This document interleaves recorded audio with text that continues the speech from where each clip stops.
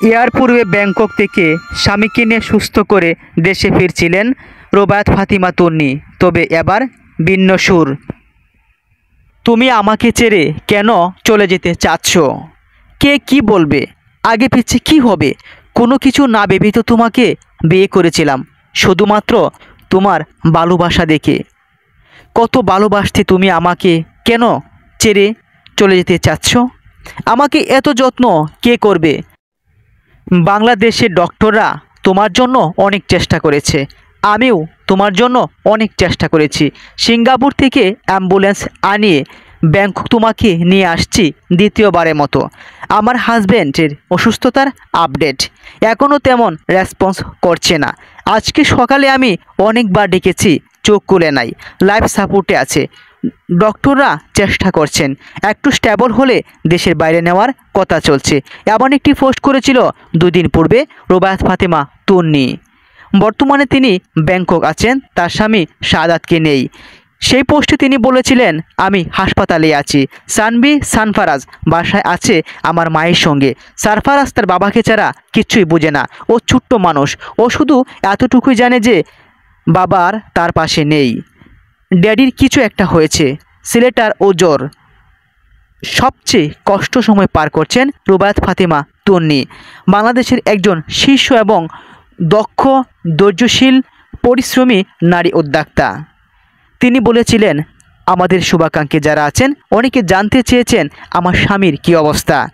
আমি কথা বলার মতো মানসিক অবস্থাতে নাই। আল্লাহ ছাড়া এ বিপদ থেকে কেউ উদ্ধার করতে পারবে না। সবাই আমাদের ভুল ত্রুটি ক্ষমা করে আমার হাজব্যান্ডের জন্য দোয়া করবেন। রুবায়াত ফাতিমা তন্নি ব্যাংকক থেকে বললেন, জীবনের সব থেকে কঠিন সময় পার করছি। আমি কোনোভাবেই তাকে হারাতে চাই না।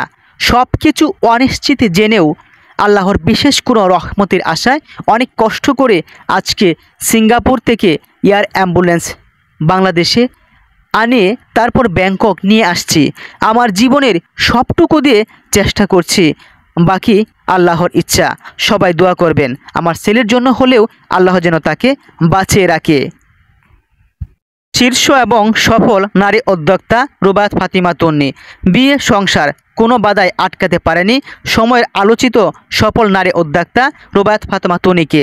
সোশ্যাল মিডিয়ায় এসে বিভিন্ন সময় সে বিভিন্নভাবে বুলিংয়ের শিকারও হয়েছেন একাধিকবার। উন্নত বাংলাদেশের আর্থসামাজিক প্রেক্ষাপটে দাঁড়িয়ে একজন নারী শুধু একজন গৃহিণী নয়, তার নিজস্ব সাহসী প্রচেষ্টায় একজন সফল উদ্যোক্তা। অন্যদের কর্মসংস্থানের সৃষ্টিতে গুরুত্বপূর্ণ ভূমিকাও পালন করে চলেছেন রুবায়াত ফাতিমা তন্নি। রুবায়াত ফাতিমা তন্নি তিনি অসুস্থ থাকলেও ওনার শোরুমগুলো কার্যক্রম চলছে। দেশের 12টি বিভাগে রয়েছে প্রায় 14টির ও ওনার শোরুম। একটা গর্জিয়াস ড্রেস, খুবই সুন্দর। দায়িত্বরত কর্মচারীরা নিয়মিতই আপডেট দিচ্ছেন ওনার স্যার এবং ম্যাডামের কি অবস্থা। সর্বশেষ আপডেট অনুযায়ী রুবায়াত ফাতিমা তন্নির স্বামী এখনও লাইফ সাপোর্টে আছে। ইতিমধ্যে প্রায় 72 ঘন্টার ও সময় অতিবাহিত হতে চলেছে। রুবায়াত ফাতিমা তন্নি মানসিকভাবে অনেকটাই ভেঙে পড়েছেন, সকলের কাছে দোয়া চেয়েছেন।